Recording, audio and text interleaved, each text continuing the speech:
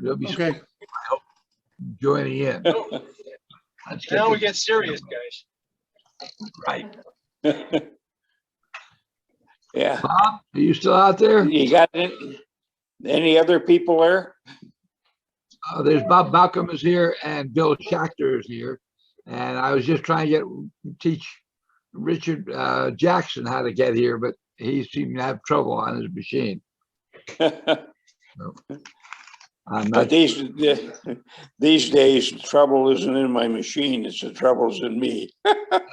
We have different ways of describing the same trouble. Bob, welcome back. Greetings. Yeah. Welcome back.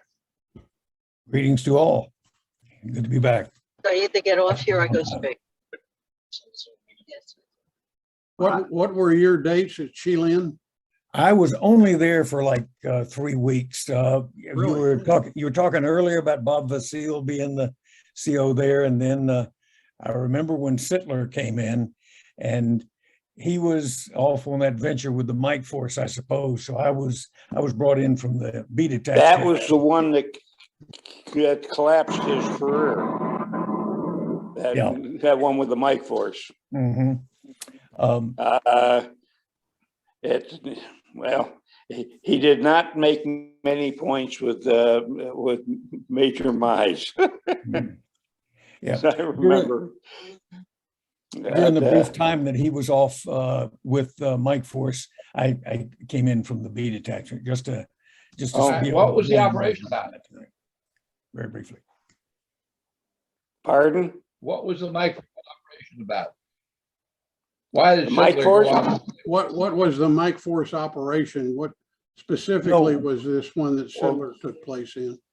Someone had spoken earlier about Captain Sittler having a tryout with the Mike Force and returning. That was what I alluded to. During the time that he was getting his checkout with the Mike Force, I was there just to be a filler until I took over Lock Nin a month or so later. Yeah. So that Well, was fire things. What I understood was on it that Major Mize requested detach some of our CIDG and a couple of our Americans to go out because they were running into some problems out there, more VC than they had expected.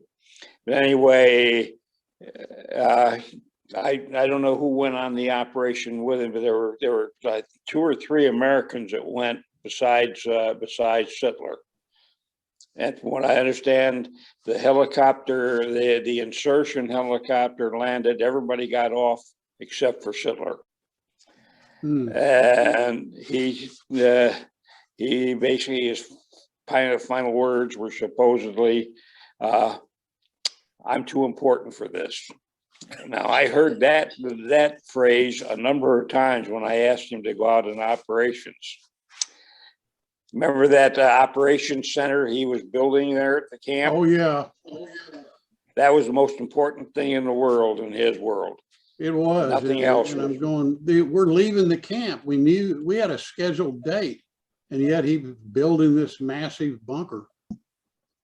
Yeah, that was, he always, every time I can't leave, I'm too important, this has got to be done, you got to get this done.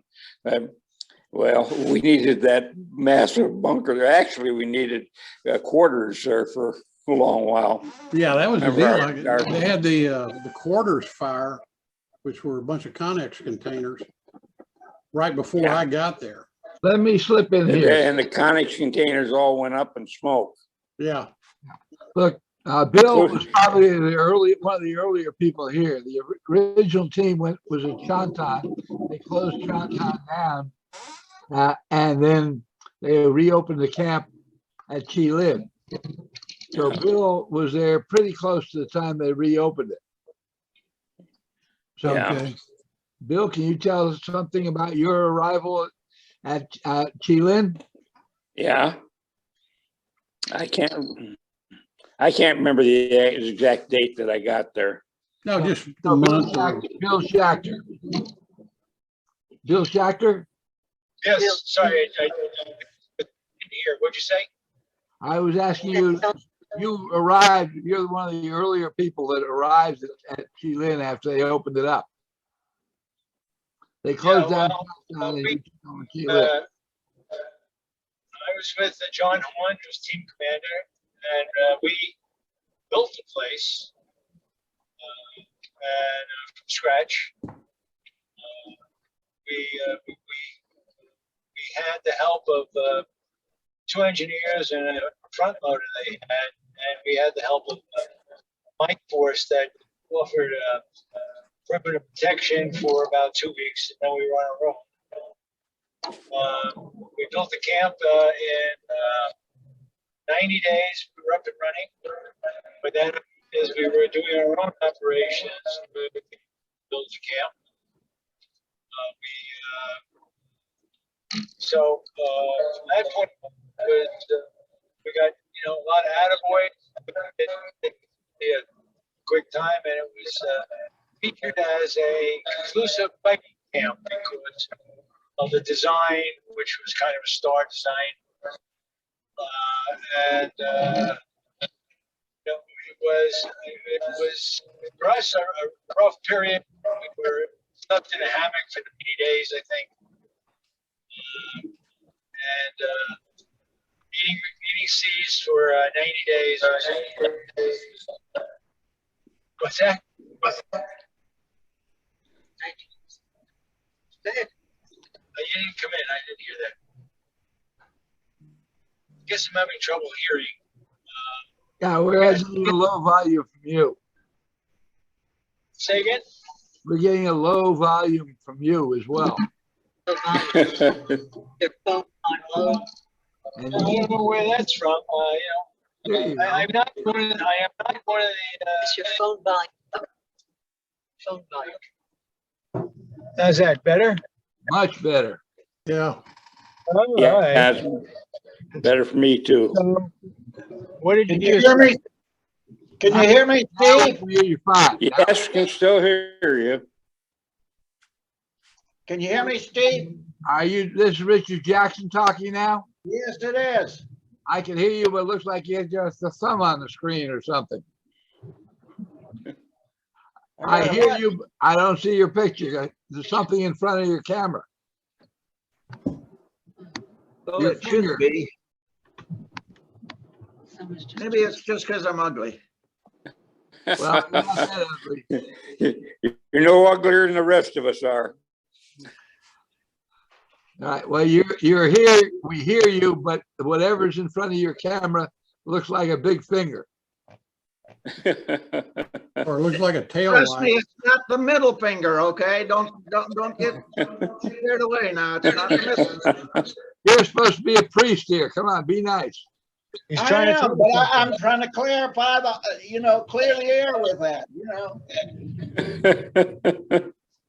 Since you have Richard Miller on there, did Richard Miller? You're here. I'm here.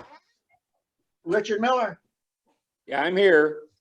Okay, didn't you have the camp across the Song Bay River from Chilin? Yes. Well, no, and I didn't. I don't remember who. Over at Dong Swai, I think it was.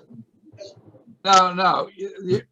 Doyle Smith had the original Chon team that Okay. closed down and went over to Chilin.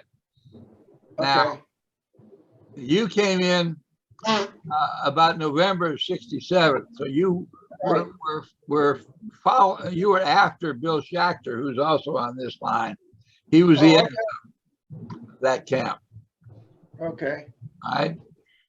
So Bill was talking about building the camp in an original design star or an early design star. Gordon, you Yeah. had to comment on that? From what I understand, it was eight-sided when I was there, and I thought it was eight-sided from the very beginning. I've got an aerial photograph that was taken it looked like when the camp was completed, all the facilities are there, all the bunkers, barracks, and so on like that. What I'd always heard was, I arrived there in about April '69. And what I had heard is that the camp was like about 3 years old, that they built it right on an infiltration trail network to try to block it. And that they had a really rough time putting it in and making it stick. That's just what I was told by whoever at the camp when I arrived there. Well, Chilin was right, it was right along the Song Bay River. And on the other side of the river, I think, was Dong Xuai. I'm not sure. Dong Xuai was, I went there once on an operation. We were on the north side of the river and ran out of water. Yeah, And, I remember that thing. Yeah. Yeah, and we went to Dong Xuai to get water. And then we Yeah. came home. And came back, Yeah. yeah. And The Surges but the Jungle camp Highway. itself wasn't on the river. The river Yeah, I was, remember. No. The river separated them for a while, but the thing of it is the area right close between the Song Bay River and Dong Xuai, that area in there, it was out of range for artillery. And but anyway, that was out of range from the artillery. That was the what came to be known as Surges Jungle Highway. right. Yep. Right. Yeah. Yeah, Okay, here's a picture, if you can see it. This is the Yeah, picture yeah. I'm talking about. yeah. And that Yeah. was, I can't read it, but you can see the team house and it's got lettering. No, I can't see the lettering on it, but anyway, Yeah. In the center, you got the three main buildings, and then you got one that looks like a V kind of. Right. Yeah, that was the quarters that burned down. Oh, When oh did that yes. And then you got the square in the middle of the camp, the square on an end, the diamond. So that west, or rather the east end of that square, the east corner. Okay, go east, or go right, go right, go right. I thought Go, that no, square other end, right other, there, this, that was the commo bunker. no, that's the team house. And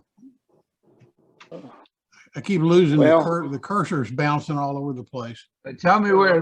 Yeah. Okay, go east, What is east? Just this way? like a map that's pointed north. Go Yeah. right. That Okay, that was the team house. Vietnamese Special Forces. No, that's the team house. The Vietnamese Special Forces is, now let me get myself oriented here. We just, Oh my God, maybe I'm looking at it wrong. I can't remember. It's a long time ago. Yeah, it's hard to do it, but I remember it okay, came out. there's gonna be a diagram of the inner perimeter come up. Okay, you can see the inner perimeter. It's in a separate diagram. But you can see the dispensary. Yeah. Okay. Now, that's what it looked like when I was there. Ah. Okay, now go down to the other diagram.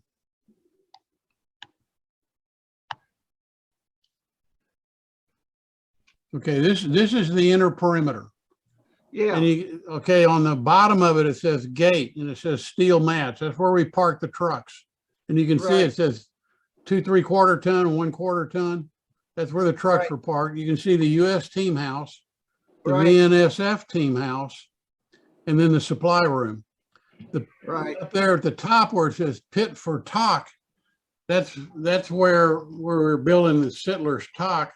And that's also part of where the quarters that had burned down was located. Okay. So that kind of gets you oriented. Yeah, well, that's Sittler's Chorus, and that's Sittler's Folly, shall we say. These are pictures I took. Mhm. Oh, This was for an article in a British magazine. wow. And you can down, Steve says it's downloadable if you want to. Yeah, Look it's at the on, article. it's on the Special Forces Books website under Chi-Lin, down at the bottom of the page. That plus the map are there. You just download it. Okay. That's good to know.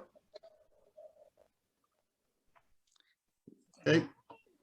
That's amazing. I never saw it from the air until I left in May. I never went anywhere other than operations and so forth.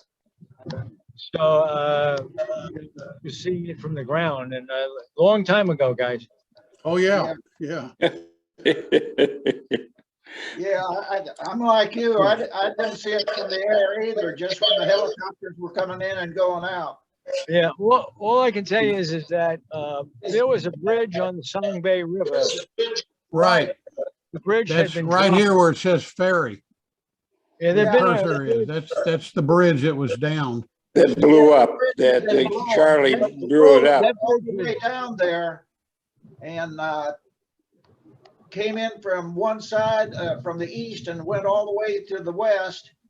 And the thing of it is that it was interesting how they used to go and they'd get across there. But I tell you, when we went over there and went on the other side of the river, that's when we started thinking, you know what?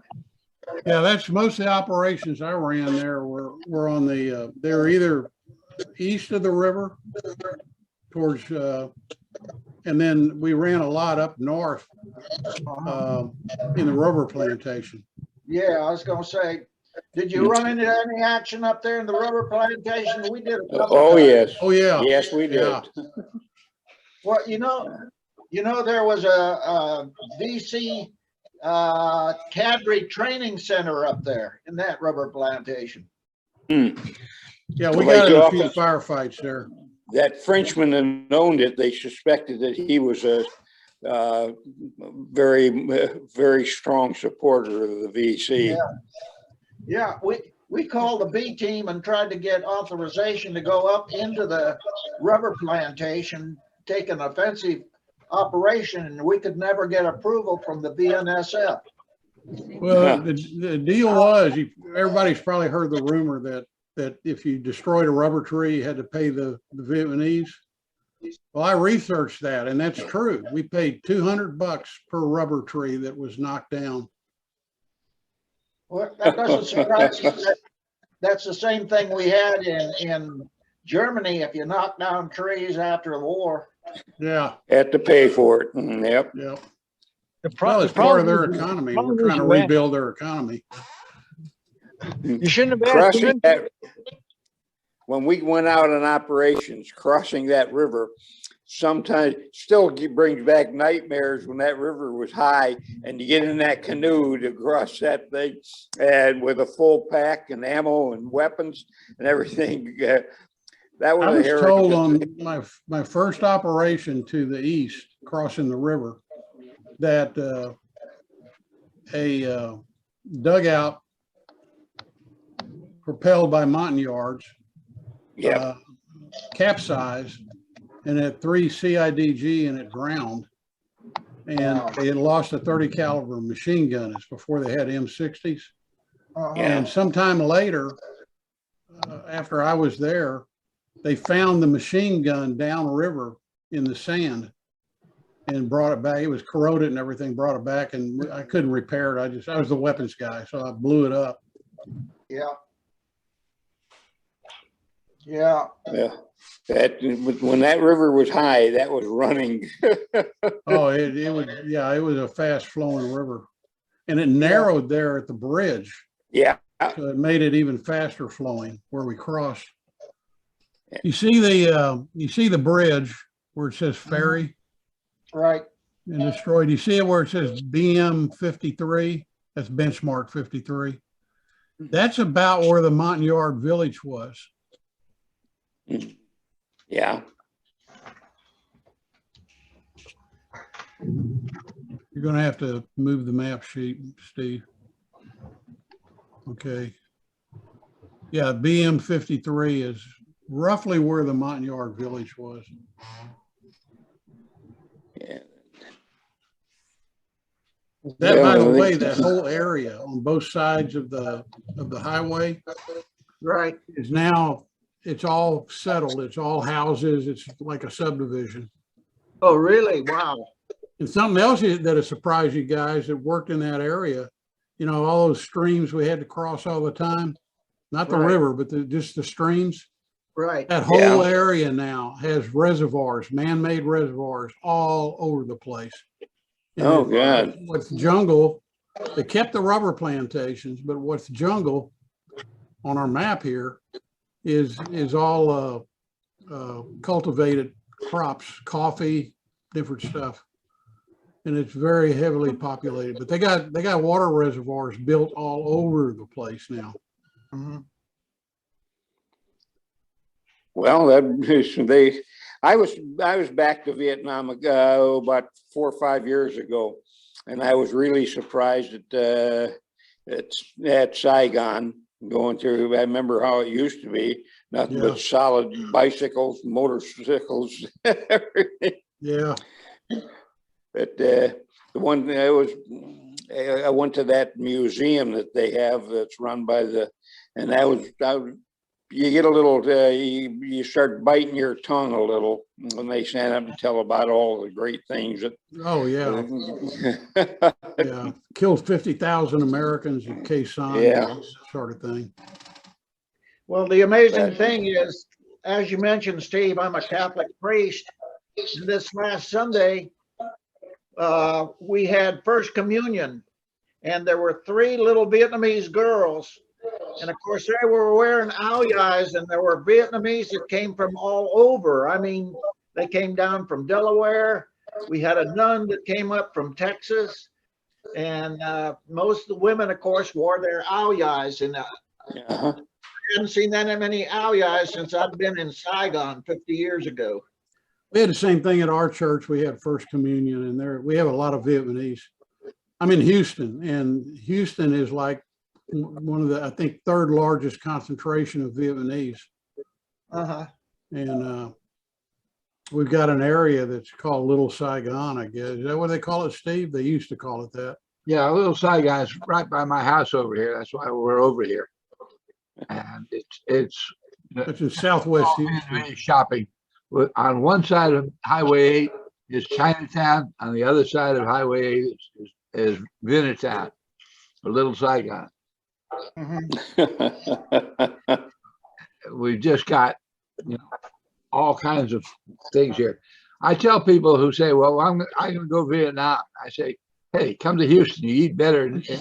Yeah, come to Houston, you'll get, people make a choice now. I mean, it's not like, let's go get barbecue or Mexican food or steaks.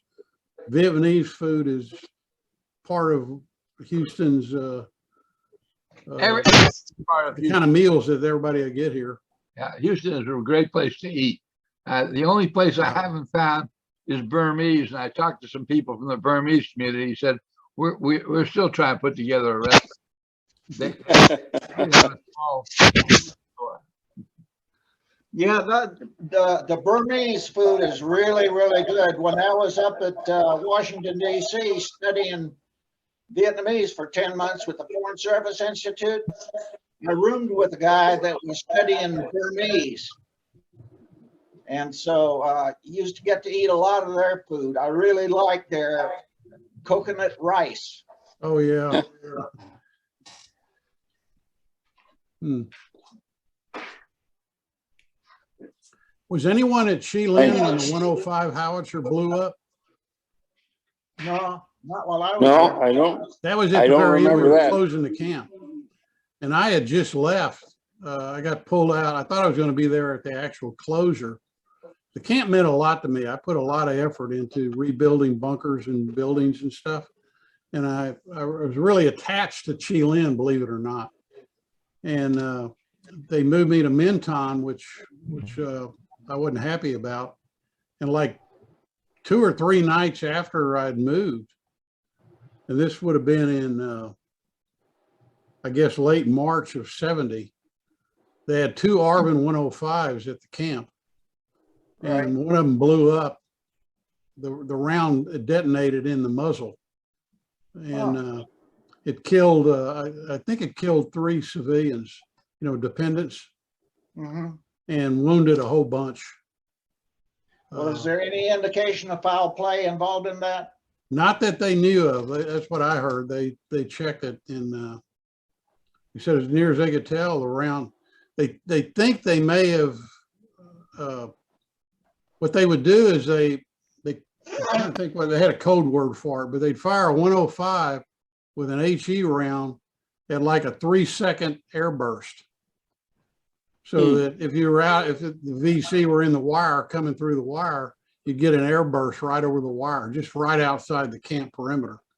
Wow. And they think what happened is somebody didn't set, they were a couple seconds off or something Yeah. in setting the range or the delay time for the round. So it went off in the tube. That's amazing, because usually when they fire something like that, danger close, we elevate the tube way up. I know what you're talking about, and I saw these guys do it. We had that Arvin artillery platoon there the whole time I was there. Right. And I saw them doing practice firing, and it was at a relatively low elevation, and it would go off, like 50 meters outside the perimeter. Oh, really? Wow. Yeah, probably something, one of those tricks artillerymen know that's not in the book. Yeah. Richard, Well, I was not- I saw the gun a few days later. I got on the work chopper, and we flew to Chilin and landed in the 105 with the barrel blown off. It was blown off right forward of the recoil cylinder on top of the barrel, and it was sitting out there on the pad waiting to get airlifted out. Richard Miller, Yes, in June of '69, you got a DSC there, but there's a lot yeah. of other awards centered around that June '69 period. Tell us a little bit about what's going on there.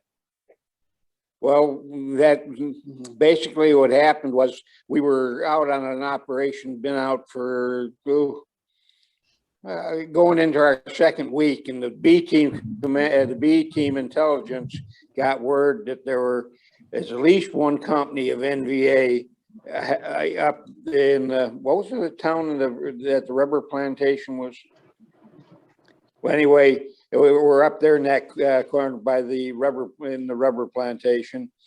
We were sent over there to finish it, and we walked into what they finally decided on. We walked into two elements of at least a battalion that were in there, and we walked into more than what we expected to walk into. That was a 141st NVA regiment, by the way. I remember that. Yeah, that we lost quite a few Indians. I lost one American. That was And- Kurtowitz. Yep. Yeah, he was a rigger. that was- He wasn't SF. He was a rigger attached to us. I thought he was No, an wait, I'm wrong. engineer. I'm thinking He of was an somebody else. engineer sergeant. He was the engineer sergeant. I'm thinking of when we were Yeah. closing the camp, we had a rigger. Yeah, He was from he the B was- team, I believe. yeah, he was from the B team because I'd called asked for assistance, and they pulled up another company of Vietnamese and sent him out, and they drafted. He was 1 week from going home. Yeah. And they drafted Kurtowitz to go out with them. And I remember that night, I had set up, well, radio operator was right next to me, but just a little behind me in a hole. And we'd already lost 2 radios on that operation. And that first thing that morning, when the first round they hit in the tree bursts and such, I was sleeping just behind a log on one of my on my ground cloth. The first one hit, and I quickly rolled over, and the second one hit, and it shredded that ground cloth. I mean, it shredded it. And it didn't, I got hit, some of the shrapnel in my head. Matter of fact, here's, about 3 weeks or no, about 3 months ago, I had an MRI and they discovered a couple of little pieces of shrapnel in my head that nobody knew about. Been there since back then. Nobody, well, I asked if they want to do anything about it. No, didn't want to. I'd been living with it for so long, they didn't feel they had to remove it. Anyway, yeah, Kurtowitz got a whole half of his head was gone. Yeah. I called the medevac. They dropped one of those jungle penetrators in. Yeah, you guys were in the rubber plantation, so yeah, you had to use a penetrator. And that thing was, well, the whole thing was, I was, when I had that one, there was a radio operator at the B team, not SF. He was one of the non-SF radio operators there. When I called for help that morning, asking for artillery and air, and all of a sudden he disappears. He going off the net. What I found out later was that he was going looking for somebody to tell him what was going on, and he found some friends of his having breakfast and coffee, so he decided to sit down and join them. I remember the way I was just at the time, my voice was getting a little high, and all of a sudden a real soft voice came over the air, and that was that air fact that they had at the B team. And he kind of, he said, calm down, I got your help coming in. That was just a calming effect. He could, and then I remember that conversation. I was listening in on it at the camp. Yeah. I remember you talking to the pilot. Yeah, that when we finally, they searched and found that guy. He was still having breakfast. They got rid of him. They wouldn't let me go to the B team again until they finally got rid of him. And then I would have had some harsh words with him had I went in there. I bet. Anyway, that was a long day, what have you.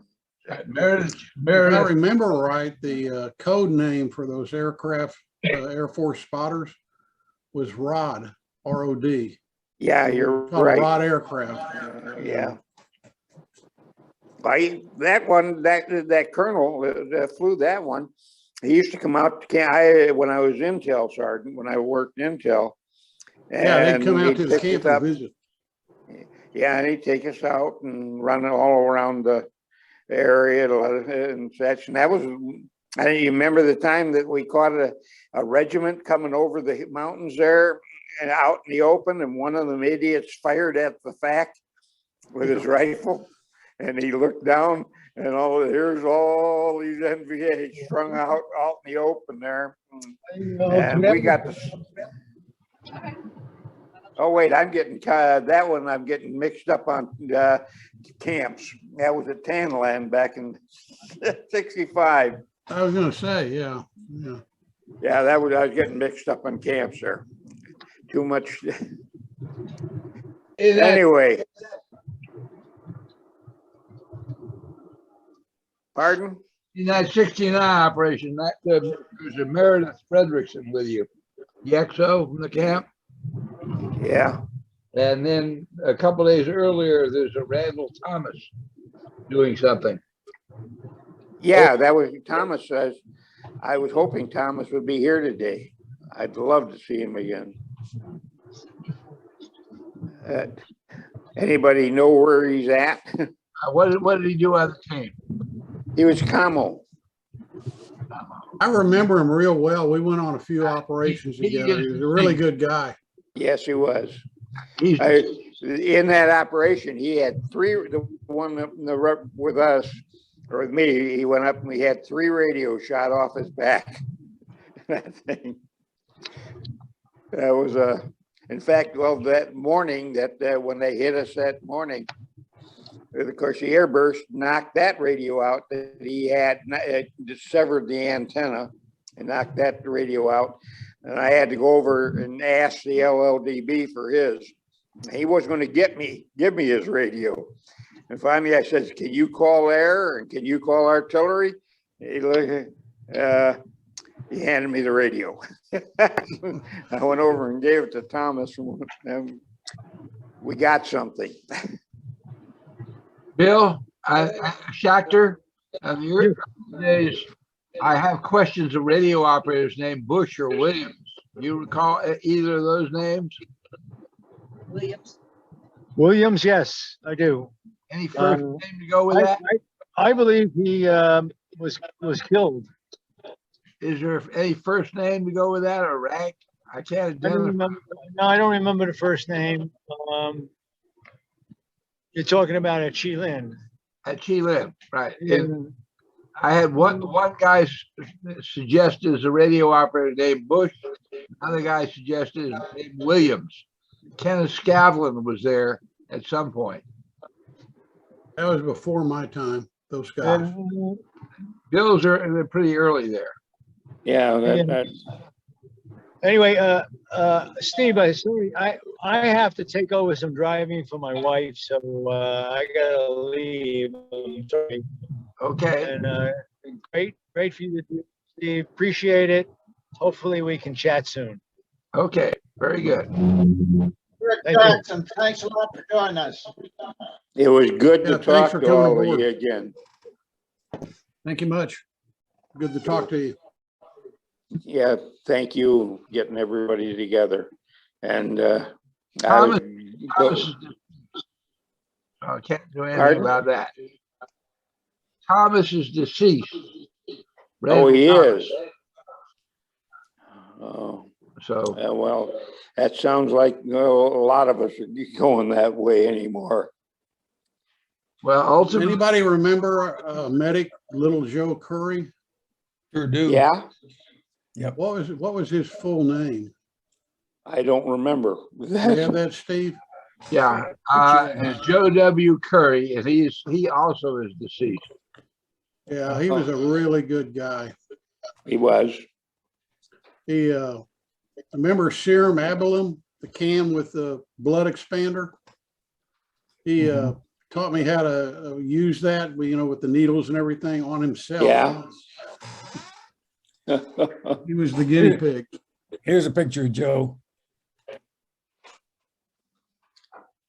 Yeah. I remember he was a blonde-haired kid, Yeah, young. big mustache. Yeah, young. That Great guy. Yeah, he was Oh, always coming up with gags. He had a really good attitude. Everybody Yeah. would be pissed off about something and he's saying, oh, come on, let's go. I don't know if you remember, there was one operation that was back, I can't remember the exact time. They went out and we had 2 of our camp members out, well, as usual, 2 of them as the advisors on it. And they up in the rubber plantation, they ran into some Charlie and they called in air. And the aircraft overran the target area, but killed several of the CIDG. And then the CIDG they were blaming the 2. And they were saying they were going to kill them in retaliation. Well, they called back to camp and I remember the captain grabbed me and the 2 of us hopped on a chopper and went out there and relieved them, sent them back. They went to Minton also, both of them. They didn't leave them in the camp. And they went up there and then came back to camp on it. I don't remember. That was before my time. What was their Uh, spot that they went to when they? What was the slot of the two Americans that went to Minton? One of them was weapons, I believe. And Okay, the other one, I'm trying, I just don't remember that. in '69, I had trouble before Gordon got there, from April of '68 to April '69. You were there. No, you weren't there either. I don't have any weapons people. Was Glenn Lane your team sergeant? Glenn Lane, I had as team sergeant. I wasn't able to reach him. I've seen him around, with last couple of years. I see him at the SF convention all the time. But I missed him the times I've been, and I'd love to see him. We went over together in '65. Yeah. That was. Well, he always looked good. I see him at the conventions, but I was surprised that I couldn't raise him here. But he wasn't team sergeant at Chi-Lin. He was team No, sergeant. he had Minton. He went down. I was at Minton, I believe. So who were the two people who got relieved and sent to Minton? That's what I'm trying to figure out. I wish I could remember. I don't remember that. One of them being a weapons man of some sort. Yeah, I think one of them was. Merlin Sullivan Yeah, or Robert Hughes. I don't remember. Okay. Oh, I remember that both of them were very, very scared when we got out there. And they were very happy to hop on that chopper and leave. No argument,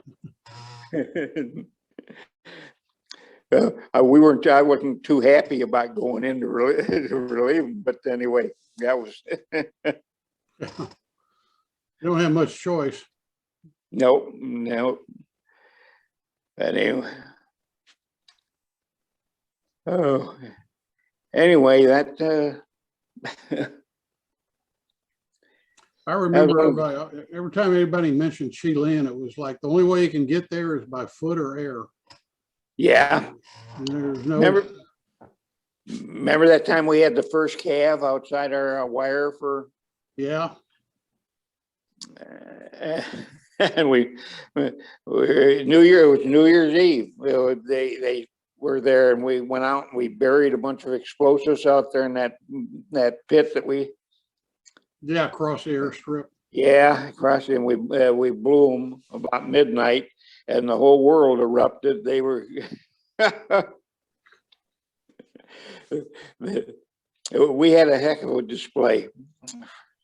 They had left when I got there, and I started reconstructing the bunkers on the inner perimeter. And we'd take them completely down, just totally take them apart because they were falling apart. And we went over there where the Cav had that fire base. Yeah. And they left hundreds of sandbags.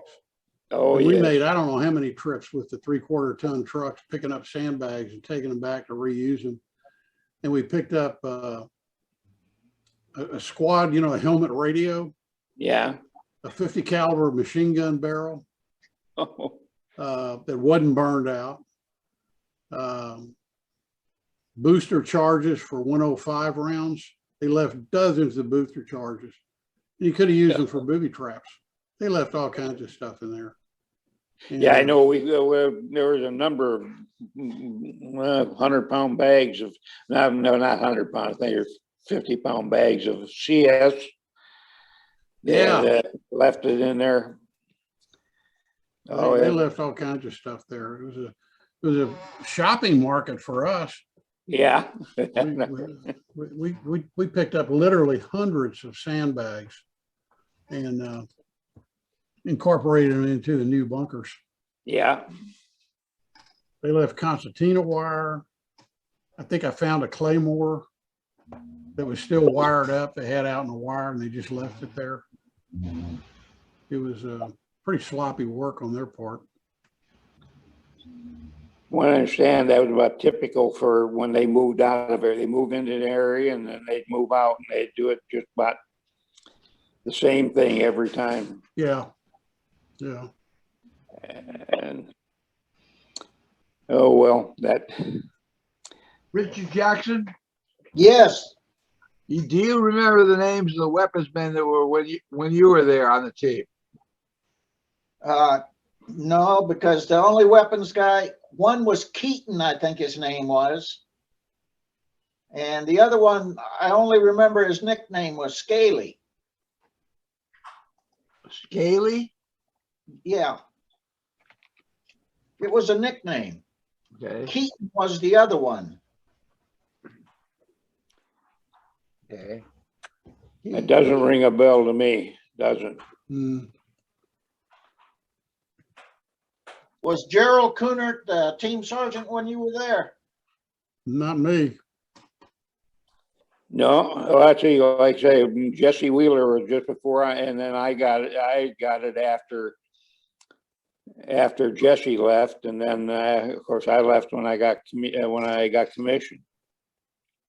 Wow, that's something. Jesse Wheeler, he lives across the street from my in-laws here in Fayetteville when he was here. Hmm. My former father-in-law was a guy by the name of Roger T. Holman, Oh, but he served mostly up in 2 Corps. huh, up with Sittler, huh? It was up, That's where Sittler came to us from. no, he came to you from I-Corps. I-Corps, yes, I'm Yeah, sorry. he'd had a Yeah. Montagnard Yeah. village up there. All right. Keaton probably was David T, a staff sergeant. Key? He had been on 321 at one point, and his tour was from October 67 to October 68. So if you knew him on the team, then he had to go there first. Okay, well, this guy's name was Keaton. Was he on the team when you arrived? DOS. He came back to the States while I was there, while I was a team leader. Well, he went to another camp. But he should have been there when you arrived. Yes, he was. Okay. So he then went to Loch Ninh at some point. Yeah, that could very well be. Okay. 10, 19, 67. So he was a weapons man. We don't know. Yeah. What it was that whether heavy or light, we don't know. Yeah, he was a light, He was light weapons. right. Scaly was a heavy weapons guy. Now you said that his nickname was Scaly, or spell it? Scaly, Scalley, you know, like a snake.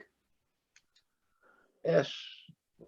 Scaly, but that's a nickname. That wasn't his real name. I don't know where the nickname came from.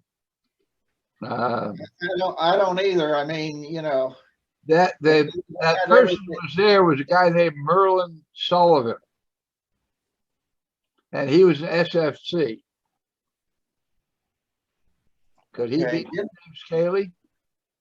No, I think no, Sullivan, I think he came back from R&R, he came back, and then he had like 3 or 4 days left, and he went to the B detachment. And when he went to the B detachment, they got mortared and he got killed in the mortar attack. Not Sullivan, no. But He came home, but Yeah. How about Robert Hughes? oh yeah, Hughes was a medic, I think. He was an SFC. I have him as a weapons man. I have Hutchins as Yeah, Hutchins was a medic. yeah. Hughes I have as an early weapons man. That might have been Scaly's name, Hughes. Mhm.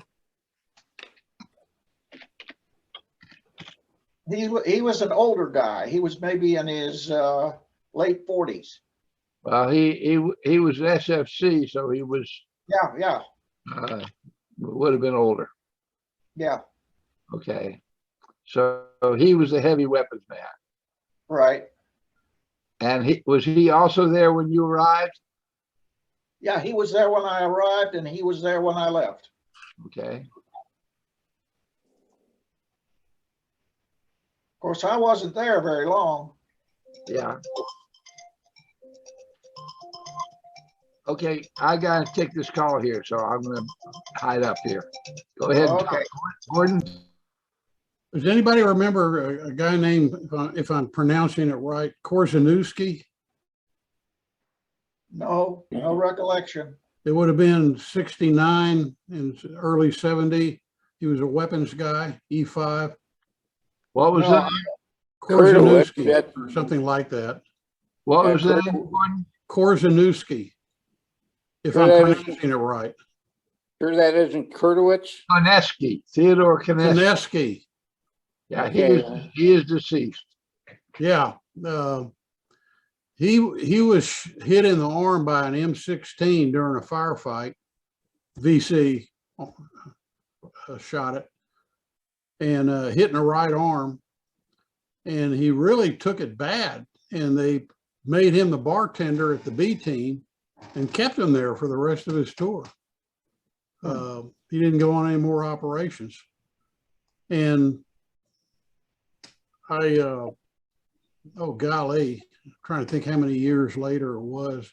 Early 80s, I got a phone call from somebody that, I don't know if he was a in-law or somehow related, and asked me if I knew him and everything. And this guy hemmed and hawed around, and he finally said, well, he's died. And I asked him, I said, well, what happened? What was the cause of death? And he wouldn't tell me. So it makes me kind of think that it may have been suicide, yeah. because he was real high strung after getting wounded in the arm. Real touching, high strung, and had kind of a little bit of an attitude. But nobody ever seems to remember. What was his name again, Steve? Koneski. Koneski. I don't know why I got Korzeniowski out of that, but I guess just deterioration of brain cells over the years. You're just trying to make it harder than it actually was. Yeah. I took him on a lot of operations too. And he was okay on the operations, but after he got hit, he was kind of shaky.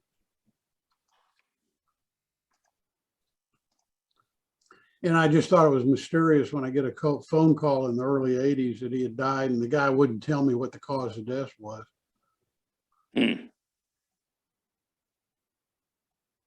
Well, yeah, it's a good assumption there on the suicide bit. Yeah, he seemed, he had kind of a negative attitude, and it just kind of fit that profile, unfortunately. Mhm. Well, Anyway. unfortunately, with the VA the way it was, they weren't real good at helping us and diagnosing stuff when we got back. That's for When sure. I got back, I had a rash on my right hip from that leather holster rubbing against my pants, and of course didn't wear underpants, going up and down along the Song Bay River from Agent Orange. And I got blisters there. And I went to the local VA and they said, oh no, that's not Agent Orange or whatever. And I had a lot of problems with them. It wasn't till maybe 6 months ago, I went to a VA rep here in Laurinburg, North Carolina, and he helped me, and I ended up getting 70% disability for PTSD. PTSD isn't a skin rash. No, it isn't, but it is. Well, that's the thing about Agent Orange. And I still have, some of the stuff on my arms and head, you know, and I know it was from Agent Orange because like the young, dumb captain that I was only 23 years old and I was a team leader. I was on top of the team house and they were spraying. I got up there with my camera and I took pictures of them flying over the camp spraying like an idiot. We flew into the camp once and a chopper was flying around the perimeter, the barbed wire belt spraying. It had the sprayer arms on it.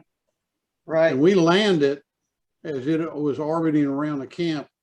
And I remember specifically the droplets of it landed on my lips. Mm-hmm. And I didn't think anything of it. But I have never had any kind of Agent Orange issues. Right. So they say, well, that isn't Agent Orange. You said they don't know what Agent Orange is. It in itself does not cause the harm. It releases something else that triggers, you know, and you have medical problems from that. Yeah, of course, now they know a lot more about it, and so they can diagnose it better. But I mean, I have scabs on my head. I have scabs on my arms that just don't seem to heal. They don't know much more about it. All they have done is they've made findings to say, okay, you have this, it's Agent Orange. You know, regardless of what happens, you know. If you That's like you have prostate cancer, you have Agent Orange. But you know, every male will have prostate cancer if he lives long enough. It comes with the birth, right? I had the Agent Orange screening and they didn't find anything. And I'm thinking about doing it again. They're offering it, and just to see if there's something that now, like you said, they know so much more now. Right. So just on the safe side, I'm probably going to get another screening just to. Well, they have more things that they count. So, for example, I was afraid when there was a change in administration, I was going to get kicked out of the VA because I was on category 8. Just a veteran. And I talked to a friend of mine who was there, and he said, "You have a stent in your heart." I said, "Yeah." He said, "Okay, you got ischemic heart disease." I have no idea what the fuck that is. But they said, okay. And I said, they gave me 30%. And they put me up to a category 2 or 3, Vietnam related problems. I get my medicine for free. Well, I mean, the whole thing is crazy because I mean, like I say, they only qualified me for PTSD, about 6 months ago. A couple years ago, I started, of course, drinking is something all of us kind of have a problem with. I was self-medicating. I went to the VA hospital, which is supposed to be one of the leading ones down there in Charleston. And the first thing they said, well, are you looking for treatment or are you looking to get compensation? I said, look, I just want you to fix me. That's all I want. And so we did a couple protocols that they had, and I was being treated for PTSD, but they didn't pay anything. They didn't do anything. And what really rasped my butt was the fact that after I'd been going to those meetings once a week for about 3 months, they started sending me bills for $15 for every 30-minute counseling session that I'd had. And their cure for it was basically, the initial question was, can you tell me what was the worst day you had while you were in Vietnam? And I say, well, let me think. They were mortaring Benoit Air Base when we landed. And from there, it kind of went downhill because I was with B-36. Of course, I went to a number of different teams. And it didn't work for me. So I just said, the heck with it. And they said, well, we got one last protocol. I don't know about you, but you know that the treatment during Korea for PTSD, you know what it was, is a lobotomy. In other words, they cut into your head and take out some of your brain. And I said, That's been done. No. I might not be real happy, sassy right now, but I don't think I want the alternative. No, no, me neither. In 1988, when we had that stand out here, they were hawking a computer test, and I sat in on it and took the test because anything that had to do with computers in 1988 was interesting to me. Right. And they said, "Oh, I took the test." They said, "Okay, you got PTSD. Now you have to explain why you have PTSD." And I said, "Well, you can keep your PTSD, but because I wanted to keep my guns." Yeah. Figure they go after it if Yeah, they had any reason for it. But it was just a stupid computer test. And Yeah. okay, you're crazy. Well, I tell you, guys, I'll take this moment to say what I tell a lot of people. If you own guns and you own ammo, don't talk about it, what you have or how many on the internet. That's right. You know, like, oh yeah, I got a 12 gauge shotgun. Don't admit that you've got any guns on the internet because it may be used against you in the future. That's right. They can save all that data. It could be. yeah. Well, they're going to try to come after him. They're going to try and try and try. Well, you know what happened in Canada just this week? The PM says he's outlawing all handguns for everybody, no matter what, other than, I guess, law enforcement. The truck drivers will run them over. Don't worry. Yeah. And then they say that all AR-15 are weapons that are anything like it. And they've identified like 1,200 different models, made the world over, that they're going to outlaw them, that you either got to turn them in and they make them unfireable. And that's in Canada, and they're serious about it. They want to do it. And if they do it up there, guess what's going to happen down here? No, it's Well, Really? there's a certain party that belongs here to the United States that's been advocating that for years. And I don't know about you, but I don't belong to that party. And if they want my guns, how'd the Duke say? They're going to have to pry it from my cold, dead hands. What guns? You don't have any guns. They were all Oh, stolen no, last no, I week. don't have any guns. I'm a priest. I believe in love and peace. yeah. And that's even without doing any of that California oregano.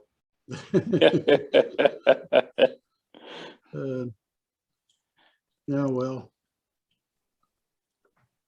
I'm trying to think of anything else that happened interesting at Chelan. One time some Navy guys showed up and they were going to run river patrol boats up and down the Song Bay River. Oh, really? And, I mean, that damn thing was only like 150 yards wide at the most. Had It no never- maneuverability. Yeah, and, getting through that bridge area would never. Yeah, never well, that's what they wanted to launch from. They were going to fly these up, sling loaded under Chinooks, and we're going to launch from where the bridge was. And one of the Navy guys, I can't remember if he was an officer or a petty officer, but he said, "Would you be willing to go on one of the ops?" Because they wanted our SIDS as security. And I said, "I'll go the first trip, but I'm not getting on any after that." They'll be waiting for you. And they didn't do it. Well, the operations they were running down in the Four Corps were special forces with with the Yeah, but they had huge networks of channels and canals and streams and big broad rivers that they could actually maneuver in. yeah, but they were transporting CIDG to fighting locations. Oh yeah, yeah. That was the program down there. Remember, I wrote a book on river patrol boats. Yeah, that's true. Wasn't Thon over there on the Cambodian border? Weren't they the one that had the airboats? No, that wasn't Tonlachon, but that was in Four Corps. No, it was in 3 Corps. There was a camp. They had a camp that actually belonged to Four Corps, I think, in 3 Corps, something weird like that. Yeah. But they had sub operating bases for the boats. But yeah, they hauled troops with those and delivered them. wild stuff over there. Yeah. I wouldn't have minded to have one of those boats to cross that river in instead of the little canoes. Yeah, those canoes were just, and they got it while I was there. We received, I think they sent us one 16-foot plastic assault boat that the engineers use, and it had a 40 horsepower motor. And you could Right. carry like 8 or 10 guys in that. And we used that to cross. We'd load it in a deuce and a half, put the motor up there, go down to the bridge, Mhm. put the boat in the water, have to tuttle it down the side of the embankment, and then put the outboard on, and we'd run them back and forth. But we'd still use the canoes just to speed things up.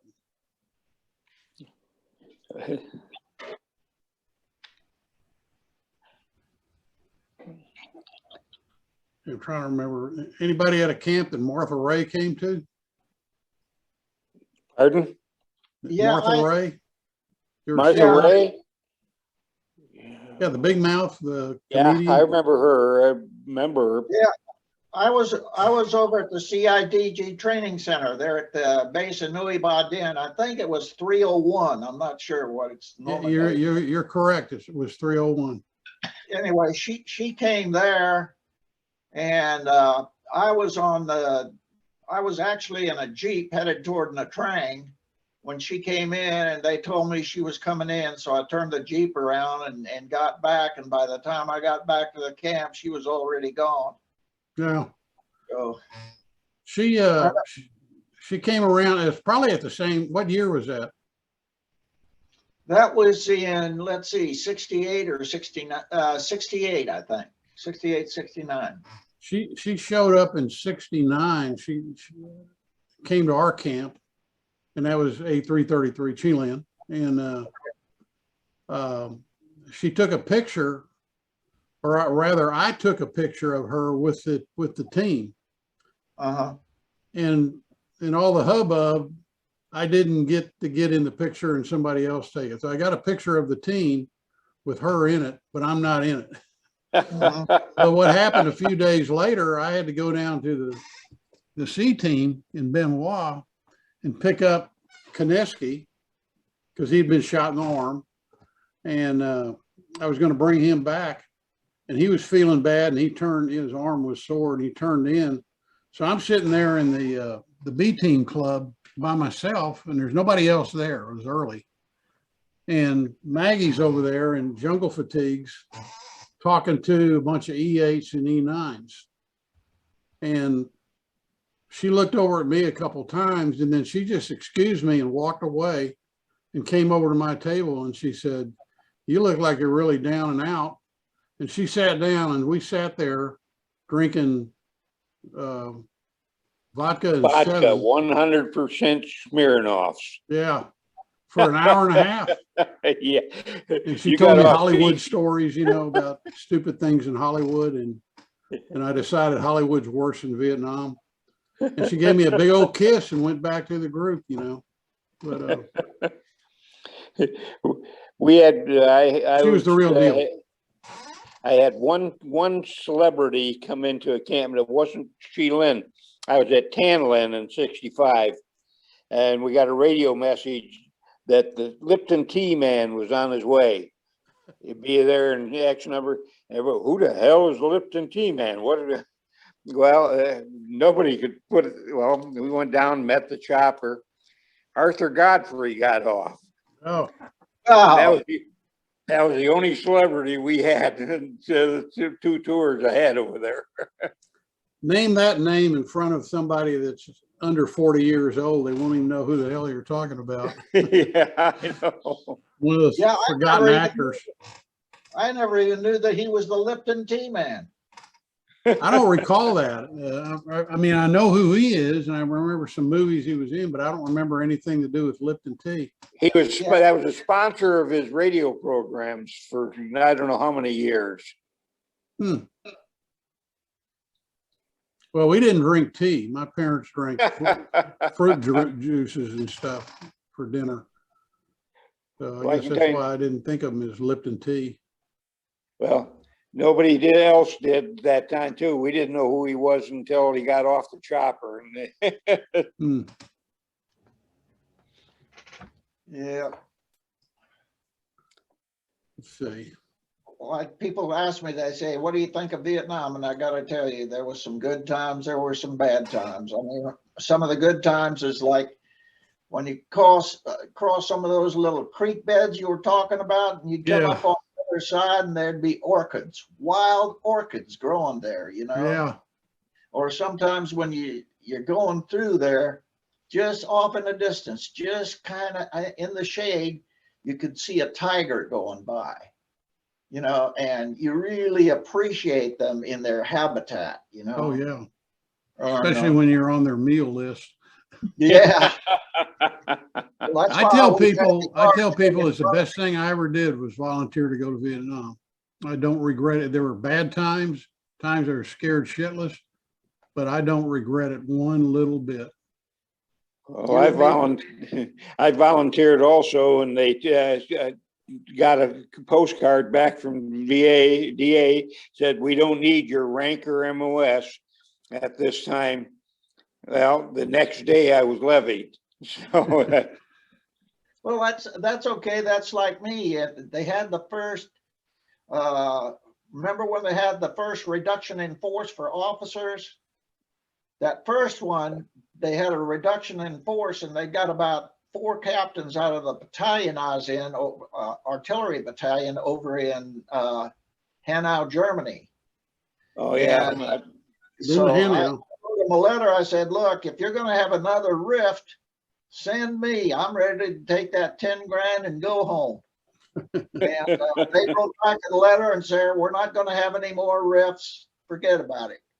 And son of a gun, if 6 months later they didn't have somebody come down from DA and interview all the people on the post there that were getting rifted.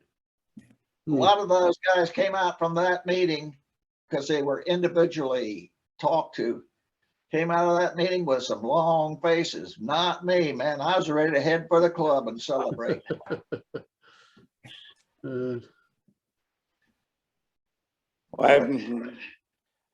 I went to Thailand after my last Vietnam tour. Actually, after I come back from Germany, and then I went to Thailand. And Thailand, when I came home to the States, they signed me to Fort Ord. And Fort Ord, they had a rift, and I was the only Special Forces qualified officer on the post. And of course, they got rid of all ex-chief warrant officer pilots. There were no more of them on the post or anyone around. So I don't know how I lucked out, but I did that one. Well, I stayed with the reserves and I stayed with the National Guard. Me too. With the reserves, I'm retired lieutenant colonel, and the last tour I had is I was the inspector general out here at Fort Bragg for it used to be USARSOC, and then they changed it United States Army Reserve Special Forces Command, Special Operations Command, and then they switched it over to Civil Affairs and Psychological Operations Command. So I was the first IG for both of those. And that was my last tour. And finally, they got tired of me and kicked me out in '93. They said, you've been sucking on the government tit long enough. You've got 30 years. Get the hell out of here. I had wanted to make the Army a career, but I was so pissed off at the way we were running things in Vietnam, and it was just obvious we were going to lose. So I got out, and I was out for almost 3 years. And then I joined the National Guard and became the full-time battalion operations sergeant for an airborne battalion.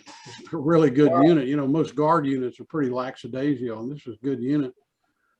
And I virtually took over the training.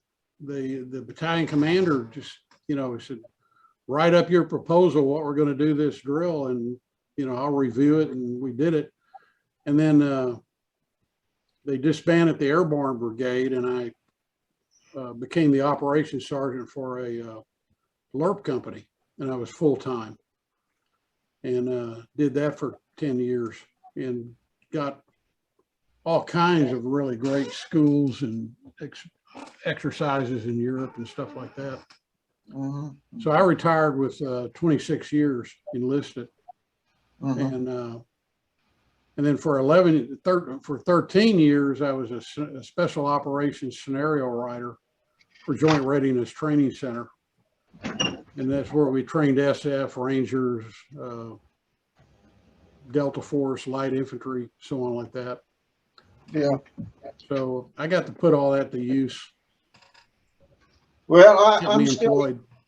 I'm still utilizing it. I mean, I came into the quite by accident. I wanted to be a special forces medic, and I volunteered straight out of high school. I was only 18, and 3 weeks into basic training, they had the special forces recruiter come down, and he said, you know, first you have to be airborne, then after you be airborne, then you can volunteer, but you got to be 21 years old to get in as an enlisted.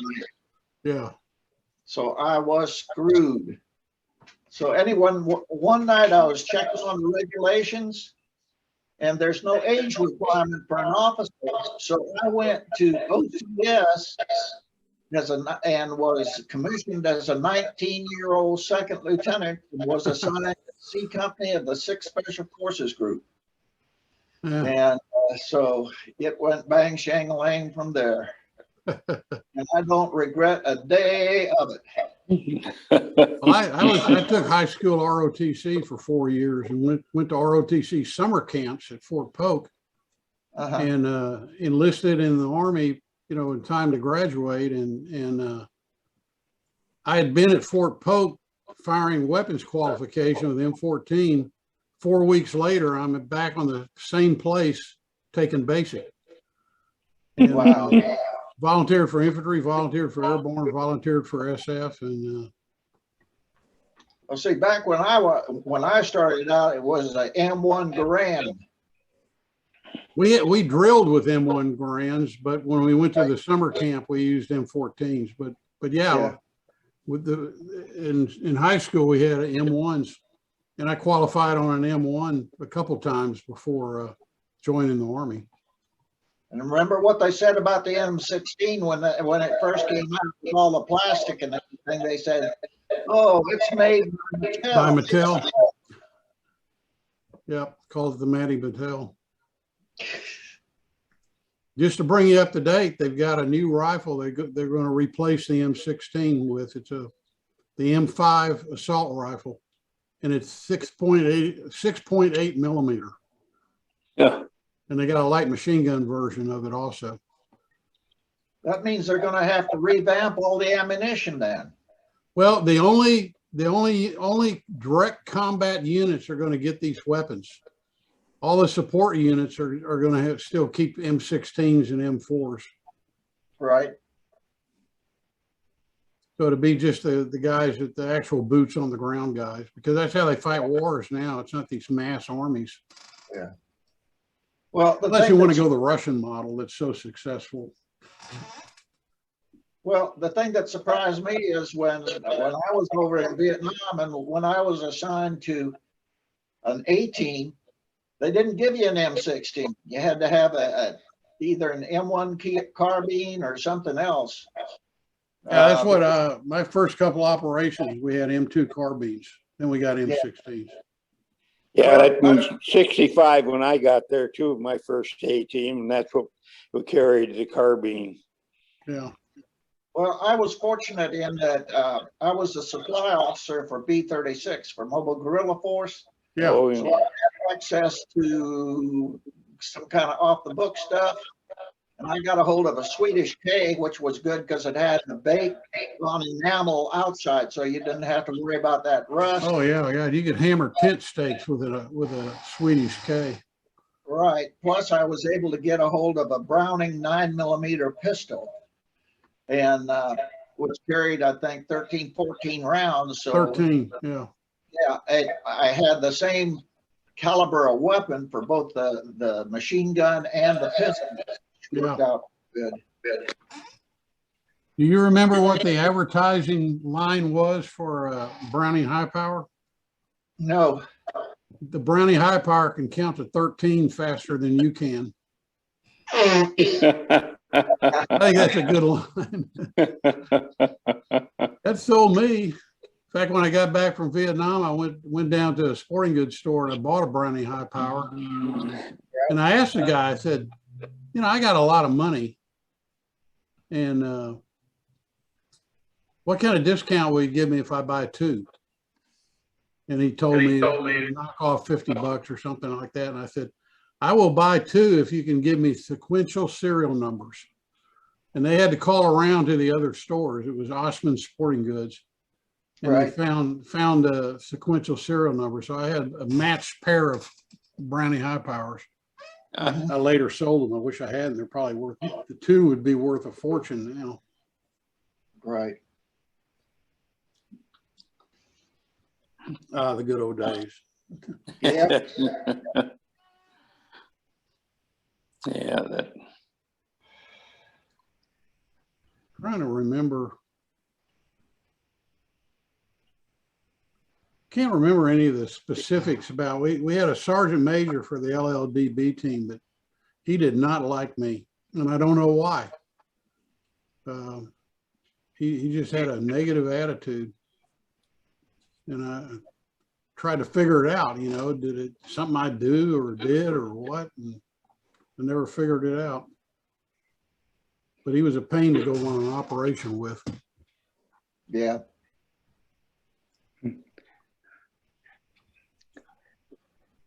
He would do stupid stuff just to piss me off, I think.